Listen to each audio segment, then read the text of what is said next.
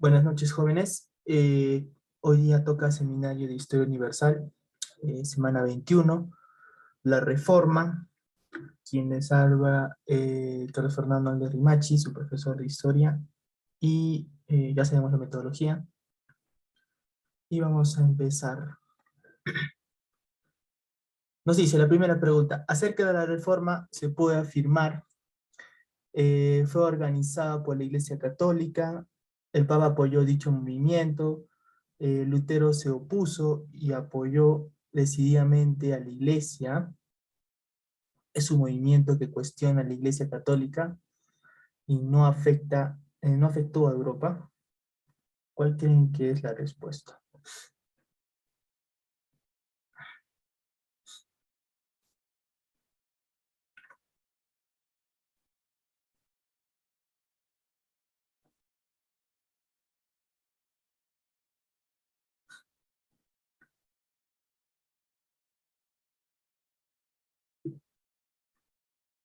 Bueno, acá la respuesta nos dicen que, a ver, sí, sí, bien, bien, bien, bien. Sí, básicamente la respuesta es la D. Es un movimiento que cuestiona a la Iglesia Católica. No puede ser el Papa que apoye dicho movimiento porque el Papa no apoyó. Ahora hay que entender de que la Reforma Protestante, o también llamada la Reforma, es un movimiento ideológico que fue surgido en el siglo XVI. ¿Cuál era su objetivo? Su objetivo era modificar la religión católica, ¿no? La cual era crear una nueva llamada, pues, iglesia protestante. Ahora, la Reforma protestante tuvo sus orígenes en las críticas y propuestas de diversos religiosos, pensadores, políticos que buscaban un cambio en los usos y costumbres de una iglesia católica, ¿no?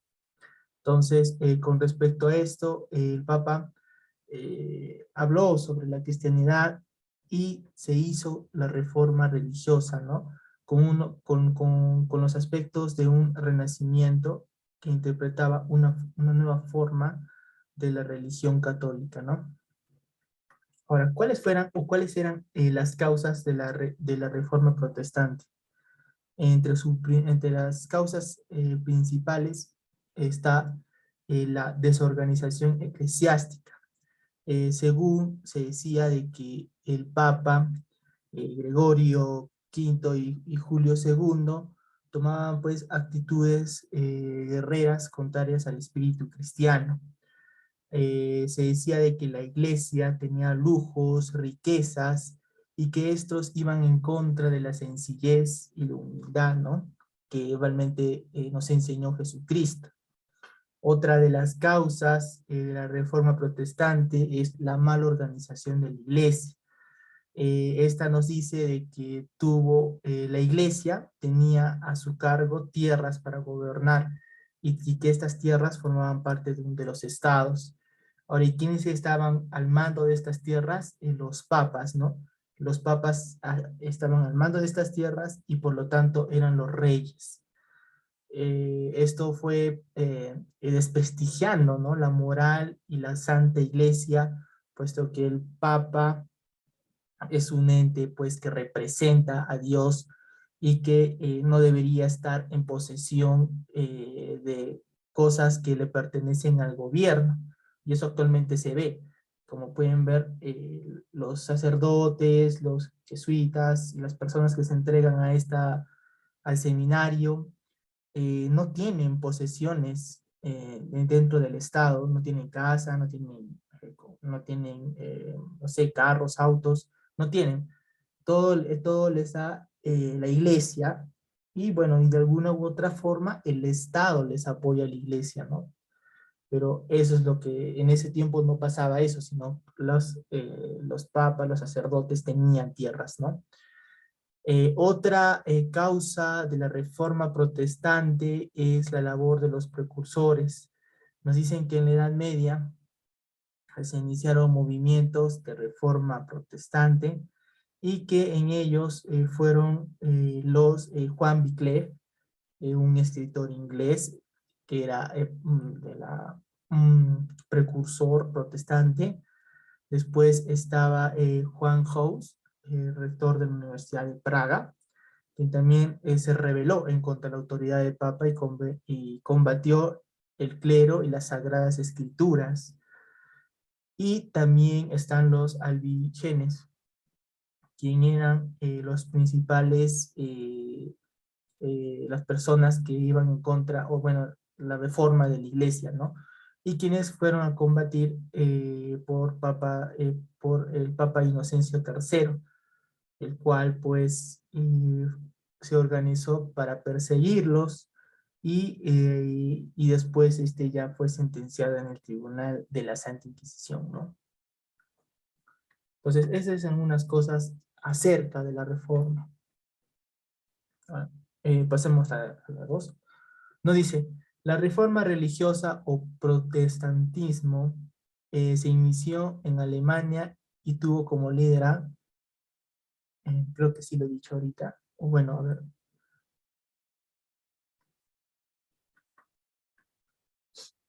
¿quién fue? Martín Luther King, Alfonso X, Enrique VIII, Calvino, Martín Lutero.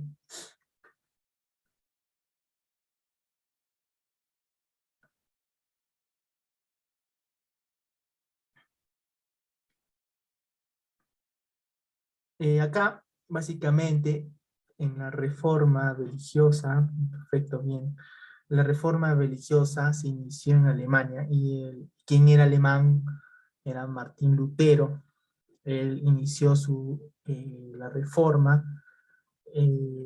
Para ganarse, nos dice que un poco de su vida, nos dice que para ganarse sustento, Martín Lutero, cuando era niño, cantaba en las puertas de los templos, en los palacios de los señores, porque él provenía de una familia muy pobre, ¿no?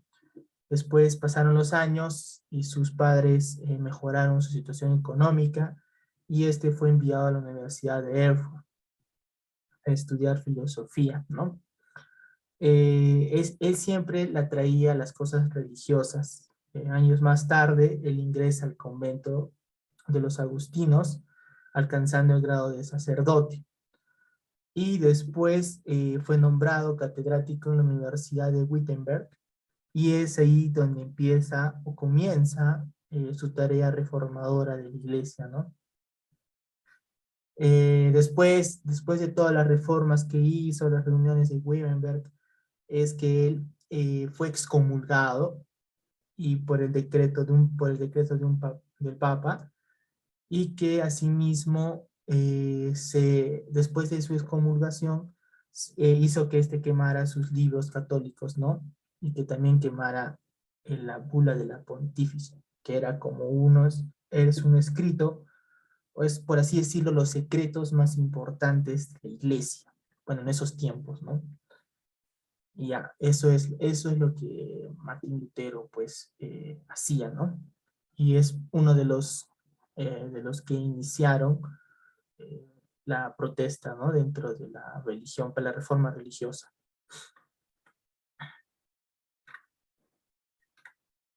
Nos dice, la reforma realizada en Francia por Juan Calvino se caracterizó por admitir la libre interpretación de la Biblia, negar la predestinación, aceptar la penitencia y la comunión, aceptar la transubstanciación o admitir la jerarquía entre los sacerdotes. ¿Cuál creen que es la respuesta? Y creo que le he explicado una de las reformas de la iglesia, una de las causas de la reforma protestante. Estaba una de las causas. Sí, básicamente aquí nos dice de que entre sus causas más importantes está la difusión de la Biblia, ¿no? Por medio de la imprenta, la cual permitía que todos quisieran leer los evangelios para interpretarlos a su manera, ¿no? Y acá la respuesta es admitir la libre interpretación justamente de la Biblia. Se conoce como Reforma Protestante al movimiento religioso que causó la división del catolicismo, ¿no? Y que diversas iglesias le llamaron la Reforma Protestante. Ahora, Juan Calvino fue un teólogo nacido en Francia y él pues inició la reforma calvinista o el calvinismo, ¿no? Una rama del protestantismo. Nos dice de que su reforma se considera o se basa en la Biblia, mejor dicho, la cual él dice que es la única fuente de la palabra de Dios y que las Sagradas Escrituras pueden ser interpretadas libremente por todos los creyentes, ¿no? Es actualmente esto se aplica. Cada uno, el catolicismo, el adventismo y las diferentes religiones le dan una diferente interpretación a la religión, ¿no? No todas las religiones concuerdan en una sola, ¿no?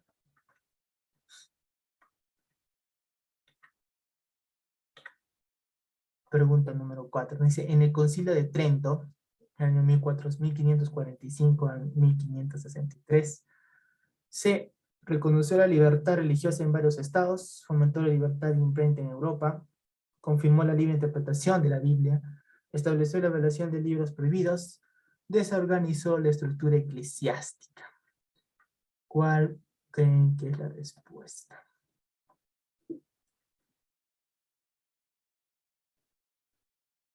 Bueno, acá la respuesta es la D, nos dice que estableció la relación de libros prohibidos. ¿En qué consistía esto del Concilio de Trento? El Concilio de Trento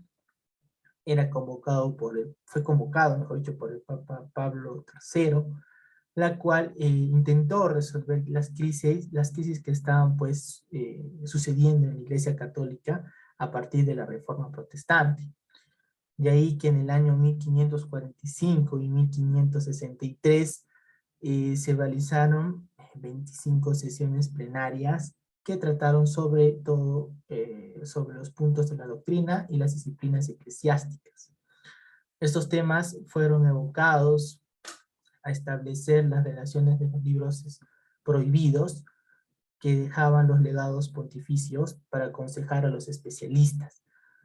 Hay un grado en el cual pues los sacerdotes, el papa y el sacerdote tienen, ¿cómo se llama?, libros prohibidos, ¿no? No todos los sacerdotes llegan a leer los libros que llegan al papado, ¿no? Para el papado, quien llega al papado pues es la persona con un intelecto pues superior al del sacerdote, ¿no? Y también los años de vocación.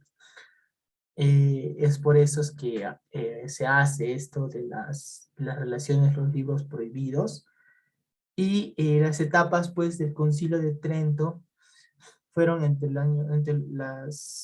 fueron tres: 1549, 45 al 49, fue por Pablo III, y se trataron sobre las doctrinas cuestionadas en la Reforma Protestante.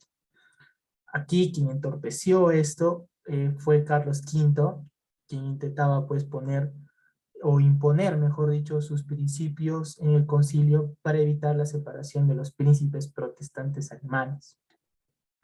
En su segunda etapa, correspondiente al Concilio de Trento, está Julio III, y nos dice de que él fue el legado del luterismo, y que llega pues a resurgir tensiones en el concilio para poder pues apaciguar, así decirlo, las aguas dentro de la Reforma Protestante, ¿no? Después llega la tercera, la cual fue por Pío IV, donde en esta etapa se da pues la separación de los territorios protestantes y se centraron más que todo en reformar a la iglesia, tanto sus posiciones que ellos mantenían, como también reformar el pensamiento de todos los fieles. Ese es básicamente el Concilio de Trento, ¿no? Ahora, ante los revuelos provocados por las ideas de Lutero, Carlos V convoca las dietas de... ¿Qué dietas? No sé si está fácil.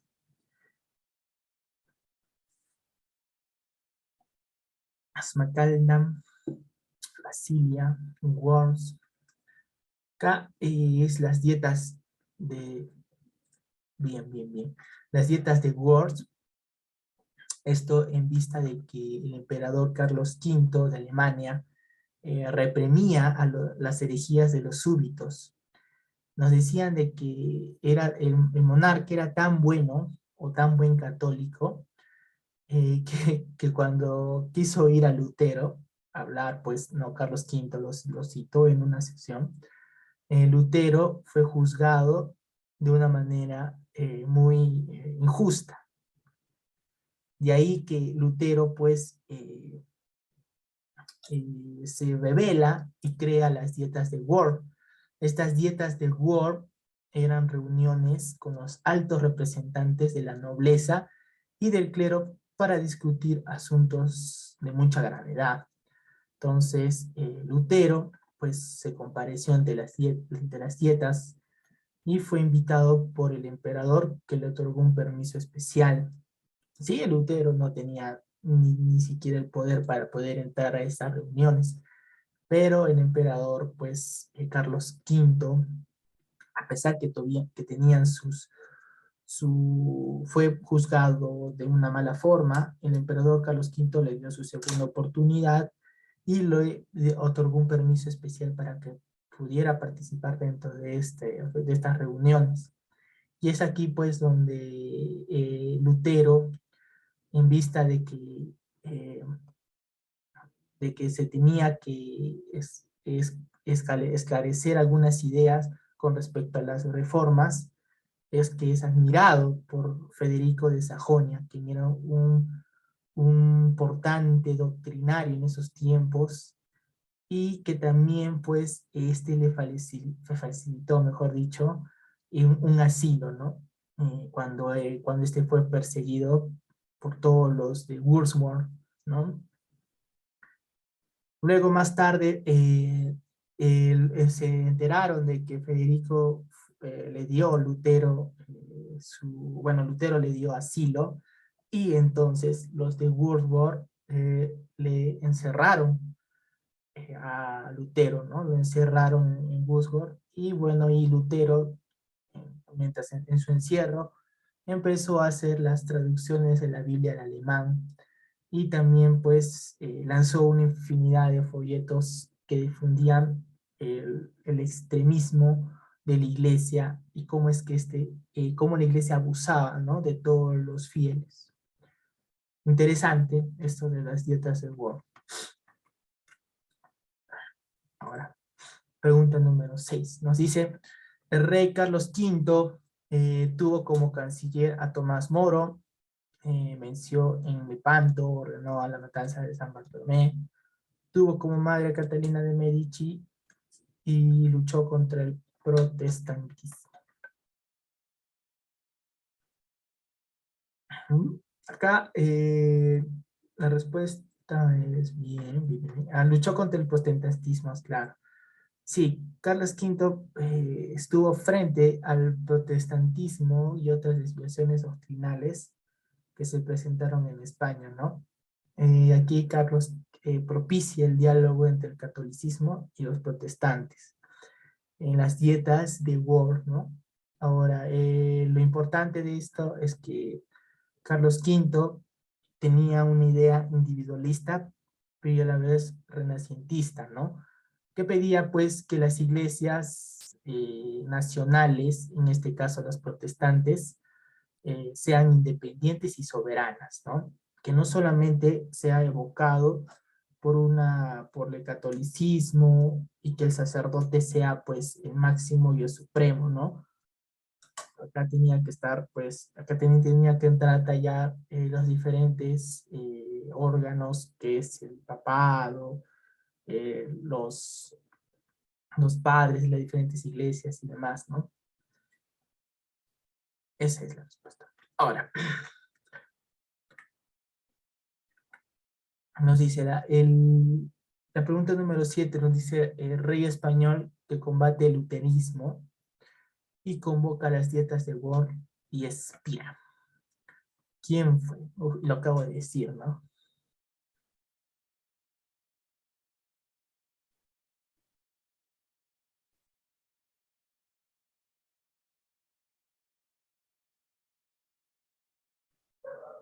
acá la respuesta es Carlos V. Ajá, en Carlos V. En el año de 1520, pues, él combate el luterismo y genera una serie de alianzas dinásticas por el fallecimiento de un monarca que hubo, pues, en Europa. De ahí que Carlos V alcanzó dentro de España al protestantismo y en Valladolid, mejor dicho, en Valladolid, que se descubrió el primer grupo de luteranos, ¿no? Los cuales apoyaron a Carlos V. Después, tanto fue su expansión que se dio hasta Sevilla, y que más adelante no se presentaría en España por algunos casos en los cuales sufrieron porque empezaron pues a aplicar la Santa Inquisición, ¿no? Bueno, la Inquisición en estas personas. Luego más tarde eh, aparece Carlos I de España, y la cual, no mejor dicho, mucho antes de esto, Carlos I ya había plantado, ¿no?, esta idea de poder hacer la reforma, y ya después Carlos V ya tuvo la denominación más importante entre los territorios para poder realizar esta reforma eh, protestante, ¿no? Entre los principios más saltantes del luterismo en la reforma protestante está la misa debe oficiarse no en lengua latina, sino en lengua de cada país, lo que actualmente se aplica, ¿no? La iglesia en diferentes partes del mundo no solo se habla en el latín. Si bien es cierto, cuando se reúnen en el concilio, en el papado, mejor dicho, en Italia, en Roma, la mayoría de todas las reuniones son en latín, pero solamente para el papado. Las misas se ofician en diferentes idiomas, ¿no? Ahora, cada creyente nos dice que también cada creyente debe interpretar a su modo los libros de la Sagrada Escritura, sin tener en cuenta la interpretación de la iglesia. Aquí algo muy loco, pero también algo muy discrepante. Tú no puedes interpretar a tu manera. Si bien es cierto, la iglesia te impone reglas, pero hay un Dios que las ha hecho y que de alguna u otra forma lo hace para bien, no lo hace para mal. Y eso lo ve las diferentes religiones. Ellos lo interpretan a su manera. Y, por ejemplo, en el catolicismo, mejor dicho, los adventistas no creen en la Virgen María, pero los de la Iglesia Católica, pues sí creemos en la Virgen María, y que ellos, básicamente, la Virgen María viene de Jesús, ¿no? Y de ahí que Jesús es hijo de Dios. Pues para los adventistas esto no es así, ¿no? Entonces ellos lo interpretan a su manera y nosotros de otra manera. Discrepancias sí hay, pero así es, ¿no? Ahora, se admiten 3 sacramentos para el luterismo: el bautismo, la Eucaristía y la penitencia. Los demás no existen. Algo también un poco ilógico, pero así es en el luterismo. Después nos dice que en el luterismo no se acepta que el papado sea la autoridad, claro, el papado no sea la autoridad infalible, ¿no? Eso es algo un poco loco y aberral, porque siempre tiene que haber alguien que dirija, ¿no? Si no estuviera el papa, pues la iglesia se desmoronaría. Y aparte de que bueno, según la iglesia católica, el papa es el representante y el intermediario entre Dios y los demás personas, ¿no? Y nosotros. Por eso es que existe el papa, ¿no? Ahora, no se hace, en el luterismo no dice no se acepta el culto de los santos, ni el culto de la Virgen. Discrepante, actualmente esto no sucede así, pero así era en esos tiempos. De luego se combate el lujo de la iglesia y se pide que ellos se recobre su sencillez primitiva. Sin ánimos de querer ofender a la iglesia, si bien es cierto, la iglesia, o bueno, el papado, la pregunta es, ¿de dónde saca tanto dinero? ¿Y de dónde saca tantos carros? su bastón es de oro, sus sortijas son de oro actualmente, no sé si se han percatado. Entonces, no sabemos, ni modo que vamos a creer de que es por lo que damos, ¿no? Por nuestras propinas que damos dentro de la iglesia, ¿no? Por así decirlo. Creo que de alguna u otra forma la iglesia también en eso recae, ¿no? Abusar de las riquezas, sabiendo de que para eso no fue creado. Dios, sobre todo, pues nunca quiso esas cosas. Claro ejemplo es cuando Jesús, cuando va a la iglesia y ven que lo habían convertido en un mercado, entonces pues empieza a destruir todo, ¿no? Y dice que esto es lo que, bueno, el padre en ese momento dice, mi padre esto no quiere, quiere que ustedes lo sigan a su manera y a su forma, ¿no? Pero no que empiecen a comercializarlo y a verlo como un dinero, ¿no? Y eso es lo que actualmente pues se ve en la iglesia, ¿no?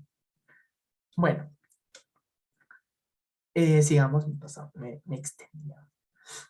Ahora, el 8 nos dice, indique la serie que solo contenga personajes no contemporáneos entre sí. ¿Mm?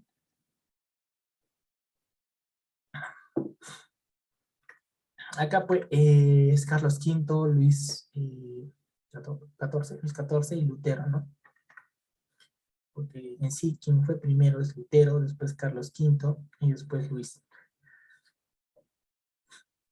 Ahora, el otro,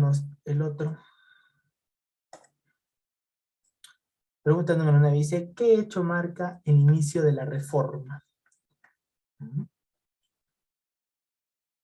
Creo que ya lo dije. Bueno, acá el hecho que marca es las querellas de las indulgencias. Nos dicen que en el siglo XVI se produjo una crisis de la Iglesia Católica en Europa Occidental y que hubieron pues diferentes acusaciones y corrupciones eclesiásticas que faltaban a la piedad de la religión. De ahí que se dio la venta de las indulgencias para financiar la construcción de la Basílica de San Pedro en Roma, ¿no? Lo que dio inicio a la Reforma Protestante. Estas indulgencias eran, pues, por así decirlo, secretos importantes dentro de la iglesia y que tenían un gran valor dentro del mercado, ¿no? Lo cual, pues, provocaría finalmente la cristiandad occidental que se dividiera en dos. Una, que era liderada por la Iglesia Católica tras el Concilio de Trento, y que esta pues a su vez se reivindicó por la verdadera herencia del cristianismo en lo occidental. Luego se dio lugar esto en Europa y que más adelante pues se rechazaría, ¿no? Cualquier cosa. De ahí aparece la segunda, la cual se dio una herencia cristiana medieval, ¿no? La cual pues buscaba restaurar un cristianismo primitivo, idealizado. Para Lutero, las indulgencias eran una estafa y un engaño a los creyentes con respecto a la salvación de sus almas.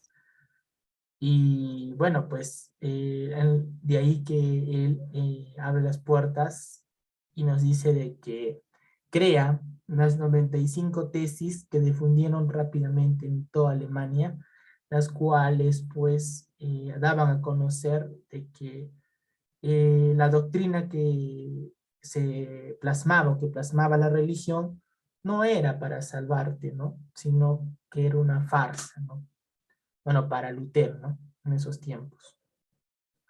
Y es así pues que con estas 95 tesis planteadas en la iglesia de Wittenberg, comienza la reforma protestante, ¿no? O mejor dicho, da un mejor realce, ¿no? Después, ya más adelante, Lutero es declarado hereje y llevado pues por jerarquías eclesiásticas, condenado a la hoguera. 5. Dice un movimiento político religioso que provoca la ruptura de la unidad de la Iglesia Católica. Aquí es la Reforma, ¿no? 10. Se inicia el movimiento de reforma encabezado por ¿por quién? ¿Mm? Esto ya también hemos dicho. Alemania y Lutero, ¿no? La reforma pues se inició en Alemania y quien fue encabezado pues fue por Lutero, ¿no? Acá, los luteranos solo reconocen como sacramento, a ver si me estoy atentos, ¿cuál es?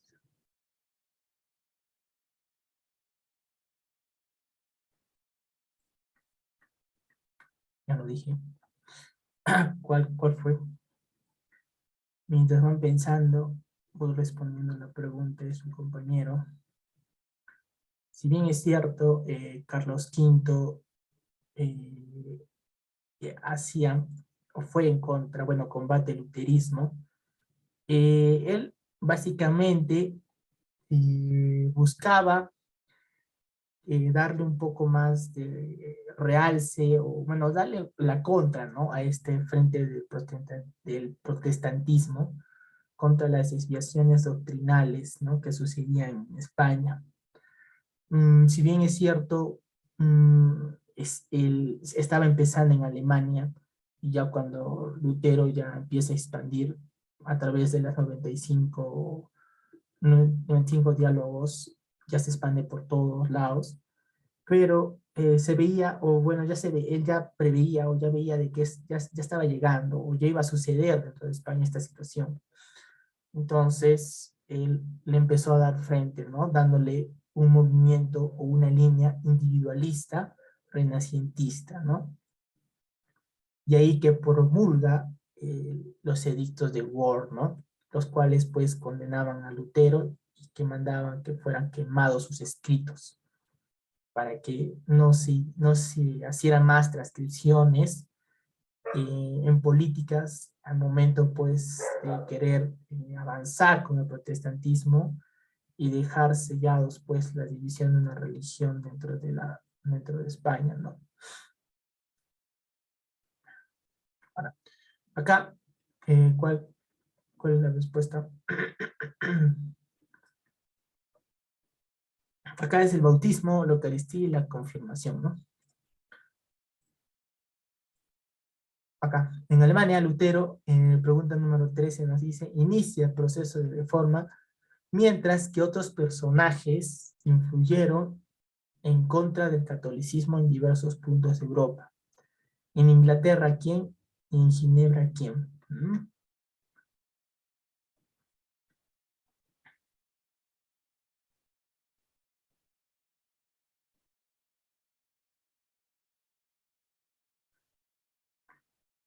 El luterismo cree en Jesucristo como fundador espiritual, pero también asimismo cree en el Padre, en el Hijo y el Espíritu Santo, ¿no? Que pues rechazaba la primacía y la autoridad romana del papado como una institución divina. También Lutero propone transformar a cada creyente en su propio sacerdote. No concebía la idea de los concilios, que eran órdenes de las autoridades religiosas, y tampoco pues creía, ¿cómo se llama?, en la intersección del Papa, la Virgen María y los santos, ¿no? Para él esas cosas eran inútiles, así lo digo. Esas cosas son inútiles, ¿no? Y ahí que pues dice que las indulgencias son pues una farsa, ¿no? Jamás dice que te va a perdonar la Iglesia Católica los pecados que tú hagas, ¿no? Para eso eran inútiles, ¿no? Esas cosas. Bueno, retomando, eh, pues Enrique VIII y Juan Calvino, ¿no? Enrique VIII y Juan Calvino. Sí, pues, ¿no? En la historia de la Reforma en Inglaterra surgió una trayectoria peculiar, la cual pues eran las directrices de una realeza, ¿no? El anglicanismo, como tal, no fue una invención de Enrique VIII, sino esta fue bajo la monarquía de Tudor en el siglo XV. Años más tarde, la Iglesia de Inglaterra era ya en cierto sentido, pues, anglicana, ¿no? Y Enrique VIII halló en la legislación eclesiástica de sus predecesores un instrumento válido para su política de sojuzgamiento religioso, ¿no? Enrique VIII fue príncipe defensor del catolicismo y en los albores de la Reforma escribió contra Lutero, ¿no? Entre sus escrituras está la defensa de los 7 sacramentos. Él es el que defiende la defensa de los 7 sacramentos, los cuales ya los conocemos, ¿no? Y que fue apoyado por el Papa León X, ¿no? Con el título de defensor de Fidei.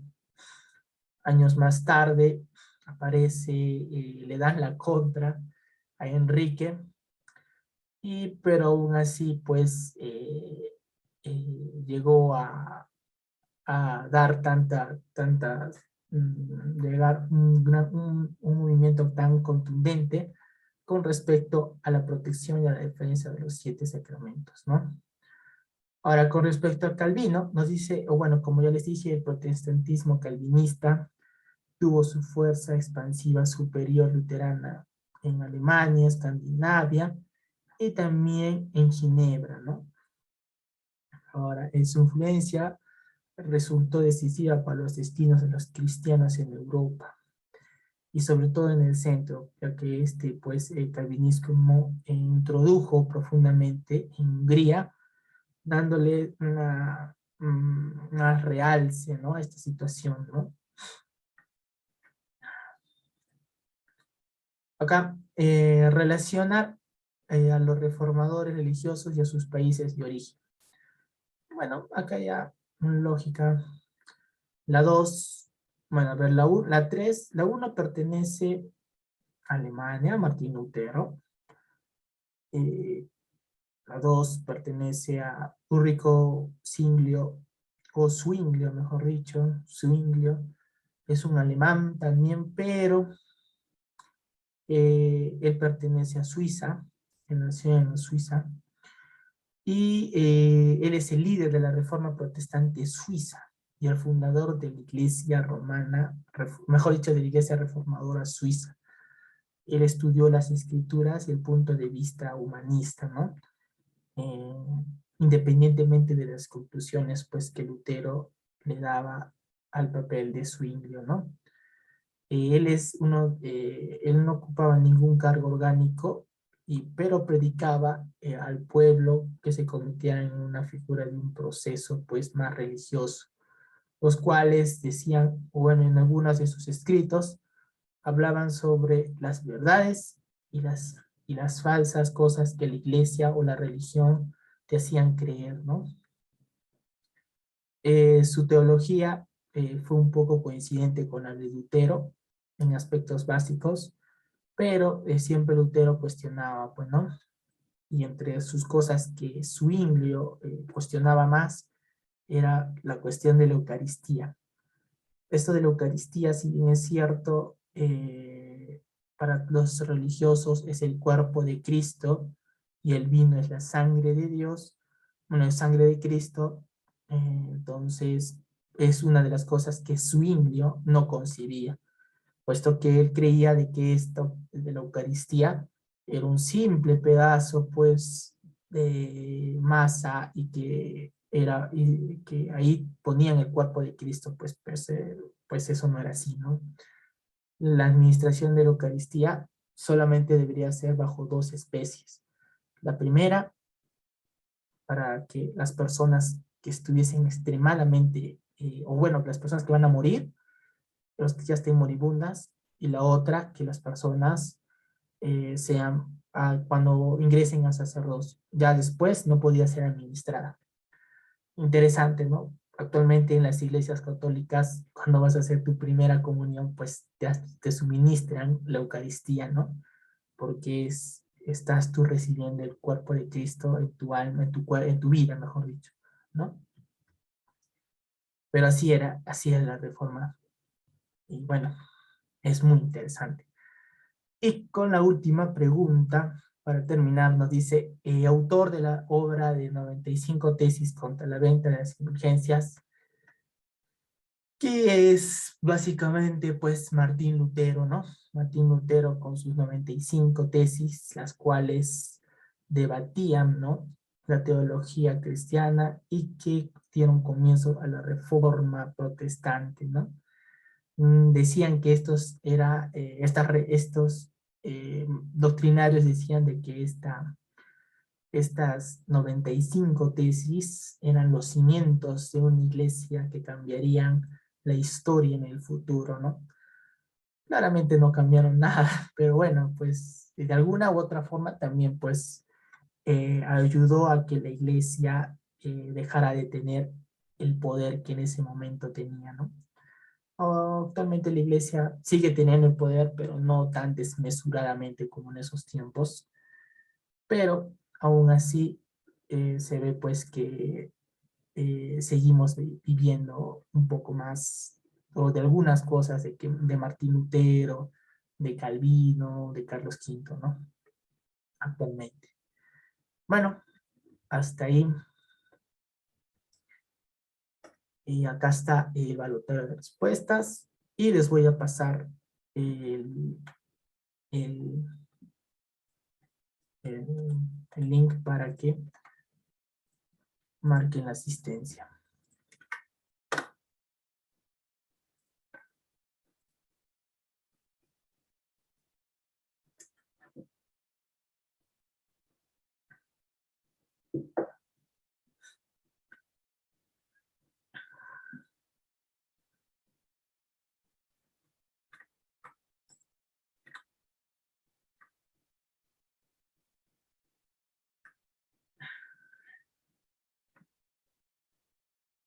Muchas gracias, jóvenes.